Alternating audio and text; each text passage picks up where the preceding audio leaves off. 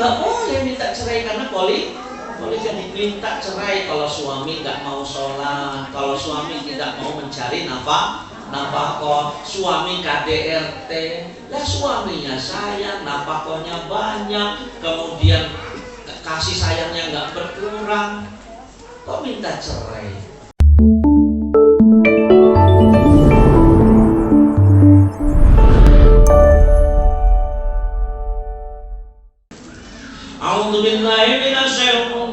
Bismillahirrahmanirrahim. Itu mantan dukun biasanya. Karena setan tidak bisa mempergunakan ayat-ayat Allah kalau dibaca dengan Makanya para peruqyah itu biasanya mengidentifikasi pasiennya ini itu sudah sembuh secara total tuh gampang. Ayo baca surat Al-Falaq dengan suara yang lantang. Kalau dia sudah baca Qul a'udzu birabbil falaq, wah sembuh berarti. Tapi Qul a'udzu birabbil falaq belum sembuh. Karena setan paling pantang dengan surat Al-Falaq, dengan surat An-Nas. Paling pantang juga dengan surat Al-Baqarah ayat 205 atau disebut dengan ayat kursi gitu ya. Jadi jangan takut lagi ya, tinggal baca doa itu aja. Ya. Nanti searchingnya a'udzu bikalimatillahi tammati min syarri ma khalaq. Nggak usah takut lagi. Mau di tempat serem juga hilang itu setan. Ya, hilang itu setan. Nah, setan ini diutus oleh iblis. Begitu mereka kembali, set ya laporan. Nih, saya dengar ya. Lapor yang satu. Wahai tuanku, kata si setan yang satu. Ya. Saya telah berhasil membuat si fulan itu berlaku syirik. Bagus, tapi kamu belum ada apa-apanya. Kenapa? Si fulan bisa bertobat. Wahai tuanku, saya telah berhasil membuat si fulan membunuh, berzina dan segala macam. Bagus, tapi belum ada apa-apanya. Kenapa? Masih bisa bertobat. Begitu yang ketiga lapor, wahai tuanku, saya berhasil memisahkan seorang suami dan istrinya, dan saya juga berhasil memisahkan seorang istri dari suaminya, hingga akhirnya mereka bertengkar kemudian mengakibatkan perceraian. Kata si iblis, bagus, kamu yang paling dekat posisinya dengan saya. Paham? Paham ya? Jadi setan tuh paling demen misahin suami sama istri, karena biasanya kalau terjadi perceraian, apalagi perceraiannya disebabkan syaratnya yang tidak syar'i, maka efeknya domino. Musuhan sama suami sama istri, anaknya terlantar, kemudian tidak terjalin komunikasi yang bagus lagi sama mantan mertua, saling mantan besan itu kemudian hubungannya makin rendah. Jadi efeknya banyak. Makanya kata Rasulullah, Allah mengharamkan bau surga kepada wanita yang minta cerai tanpa sebab. Tahu kan kejadian? Ibu itu boleh minta cerai wajib dengan syarat yang syar'i. Ini saya bahas kemarin di Baitul Ma'mur. Kebingungan mereka, syarat yang syar'i bagaimana? Dan ketika saya katakan ibu minta cerai dari suami gara-gara poligami, itu saya pastikan tidak syar'i alasannya. Karena ibu melawan syariat. Karena poligami itu syar'i. Mau tahu nggak tipsnya supaya sesuai dengan syariat minta cerainya gimana? Yang mana yang bilang mau cerai? Harusnya ibu berdoanya naudzubillah summa naudzubillah ya. Kalau meminta cerai dari suami bukan karena poligami, tapi karena perilaku zalim suami. Kalau ibu mintanya karena kamu poligami, ibu diharapkan sama Allah bau surga. Tapi kalau ibu minta cerainya karena kezaliman suami, ibu nggak dapat ancaman itu. Gimana Ustaz? Dia berlaku tidak adil sama saya. Mentang-mentang madu saya lebih cantik, masa madu saya 5 hari, saya 2 hari? Selesai urusan. Kata hakim, berarti kamu ini tidak adil. Ya? Berarti kamu ini tidak adil. Karena memang nggak boleh minta cerai karena poligami. Minta cerai kalau suami nggak mau sholat, kalau suami tidak mau mencari nafkah, suami KDRT, lah suaminya sayang, nafkahnya banyak, kemudian kasih sayangnya nggak berkurang, kok minta cerai? Ini sah, paham? Makanya kenapa seorang istri dilarang bercerai dengan dilarang bertengkar dengan suami?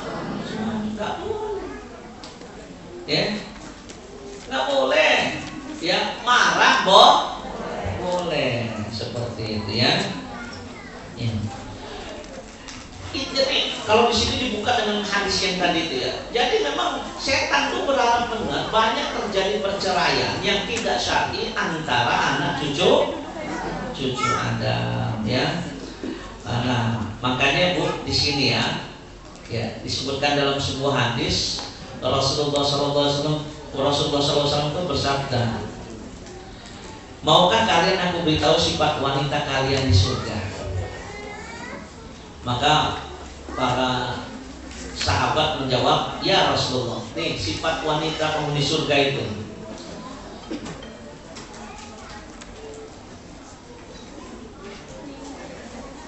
Sebentar, pada tulis semua kan? Tulis ya, tulis. Beliau mengatakan ciri wanita penghuni surga itu wanita yang penuh kasih dan banyak anak. Ini masih koma ya. Penuh kasih dan banyak anak.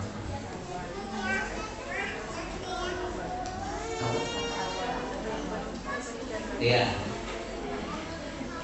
Saya udah hafal bahasa Arabnya itu. Al-wadud wal walud. Al-wadud itu wanita yang penuh kasih. Jadi sakinahnya nggak palsu. Sama suami itu nggak ragu manggil saya, cintaku, jangan yang reak.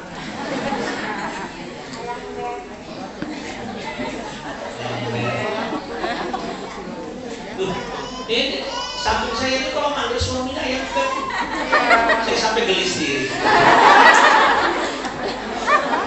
Tapi saya senang, baguslah murid saya banyak yang ikut saya lagi. Ya.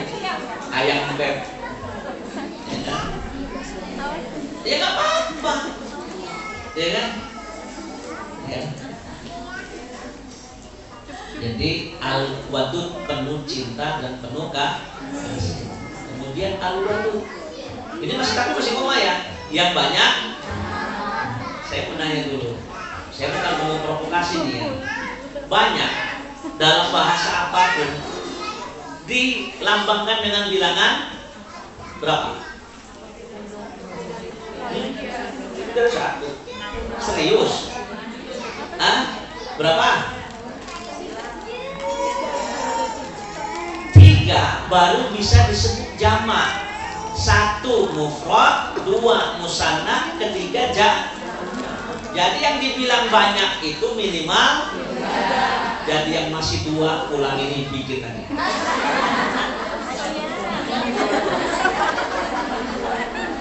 Nanti dengar ceramahnya Dr. Zaidul Akbar, salah satu yang bisa membuat wanita tambah sehat itu kalau banyak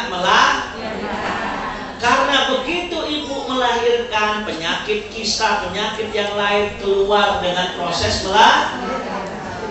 Percaya syariat apa percaya omongan orang zaman dulu? 2 anak cukup. Kalau 2 anak cukup, nasibnya seperti saya. Bapak saya sudah masuk alam barzakh, yang ngedoain cuma 2 orang. Setiap habis sholat Rabbi firli wali walidayya warhamhuma kama rabbayani shaghira. Itu pun kalau orangnya awam, kalau mau berdoa paling mentok begitu. Kalau jadi ustaz dikit kayak saya, alhamdulillah lah. Adalah doa yang lain, ya Allahumma firli Abi Sulaiman bin Adnan, Allahumma fir lahu warhamhu wa'afi wa'fu anhu wa akrim nuzulahu wa wasi' mudkhalahu wa ghasilhu bil ma'i wassalji wal barad wa nakkihi minal khataya kama yunqqa sawbul abyadu minad danas wa abdilhu daran khairan min darihi wa ahlan khairan min ahlihi wa zawjan khairan min zawjihi wa wa adkhilhul jannah wa'idhu an adzabil qabri wa adzabil finnar.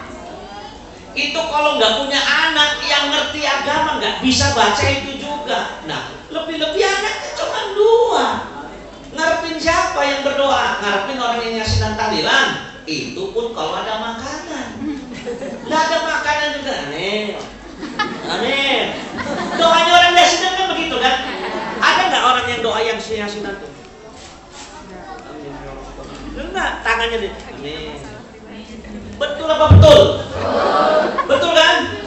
Coba kalau yasinan tahlilan yang nggak ada makanan, nggak ada rokoknya, males datangnya. Kalau nggak percaya coba. Makanya banyak anak banyak rezeki. Salah satu rezekinya itu doa yang dipanjatkan. Ya saya sih alhamdulillah sudah 4 ditambah lagi 1, ya alhamdulillah kalau bisa. Ya kan? Ya kan memang begitu kan? Banyak anak, banyak rezeki. Tidak percaya pas lebaran, coba. Nyata benar itu. Ya kan? Berkunjung ke rumah jemaah, anaknya tua, saya persen 2. Jemaahnya persen saya anak 4. Untungan saya lah. Sekolah B. Banyak anak, banyak rezeki. Dari yang hitungan matematika paling sederhana itu udah kelihatan. Makanya salah satu sifat wanita yang penghuni surga itu banyak anak. Jadi yang 2 ya, tambah minimal 1 lagi biar 3. Ustaz, Allah takdirkan saya 1, ya gak apa-apa lah kalau cuma 1. Tapi jangan berhenti yang sekarang ini ada yang mampu tapi suudzon sama Allah. Saya gak berani punya anak banyak. Kenapa? Karena gak bisa ngasih makannya. Ibu tuh gak ngasih makan. Ibu tuh sama suami ibu itu tugasnya cuma ikhtiar. Yang ngasih makan tuh Allah sebagai Ar-Razzaq, Allah sebagai Al-Wahhab. Jangan suudzon sama Allah. Anak banyak emang siapa yang mau ngasih rezeki? Kita ini ikhtiar. Sayangnya banyak orang yang ikhtiarnya kurang. Kerja males-malesan, kerja idealis, pengennya hanya di bidangnya saja. Padahal kan kita itu Allah sediakan bumi sebagai hamparan agar kita berjalan di atas muka bumi, kemudian bisa mencari karunia Allah yang begitu banyak. Masa kita kalah dengan ulet yang ada di buah mangga? Ulet medianya cuma 1 buah mangga bisa itu. Kita Allah kasih panca indera, masa nggak percaya sama Allah? Jadi kalau seandainya ibu stop punya anak, menjarakkan jarak kelahiran anak, faktornya karena kesehatan dan perkara yang lain, itu tidak masalah. Tapi nggak punya anak banyak karena takut nggak bisa ngasih makan, ibu sudah suudzon sama Allah Subhanahu wa Ta'ala. Ya, siap punya anak lagi?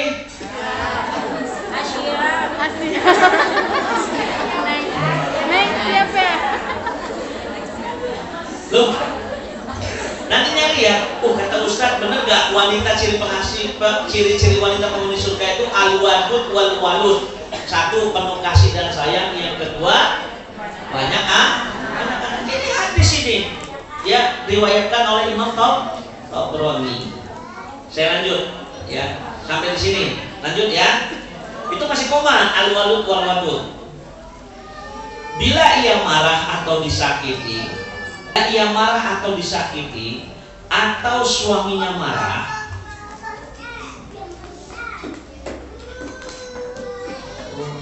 berarti Mbah Maimun Zubair ini, beliau itu ngejawab itu dengan hadis ini. Saya baru paham banget. Karena beliau itu pernah dikonsulin sama seorang wanita, jawabannya ini. Ya. Bila ia marah atau disakiti atau suaminya marah, maka ia pun berkata, ini itu bisa nggak kayak gini ya? Kalau bisa begini berarti itu calon penghuni surga. Jangan habis, belum ada lanjutannya. Nanti dulu. Karena banyak cerita dari suami, kalau mereka itu menasihati istri dengan cara yang sesuai syariat. Yang pertama dinasihatin, double. Yang kedua dihajar itu didiemin, double. Yang ketiga dipisahkan ranjang, tambah untung yang perempuan katanya. Ya kan? 3 tahapan ini udah banyak yang melanggar wanita-wanita. Apalagi tahapan yang keempat, dipukul. Begitu dipukul, pukulannya udah nggak ngapa-ngapain, langsung ngadu ke hakim minta cerai. Padahal suaminya sudah melakukan 4 tahapan. Tapi nantilah. Maka ia pun berkata, inilah tanganku dalam genggaman tanganmu. Bisa kayak ibu yang ini, suami lagi ngambek gitu ya.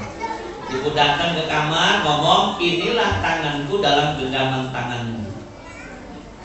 Inilah tanganku dalam genggaman tanganmu. Engkau tak akan melihat mataku terpejam hingga engkau ridho kepadaku. Engkau tak akan melihat mataku terpejam hingga engkau ridho kepada.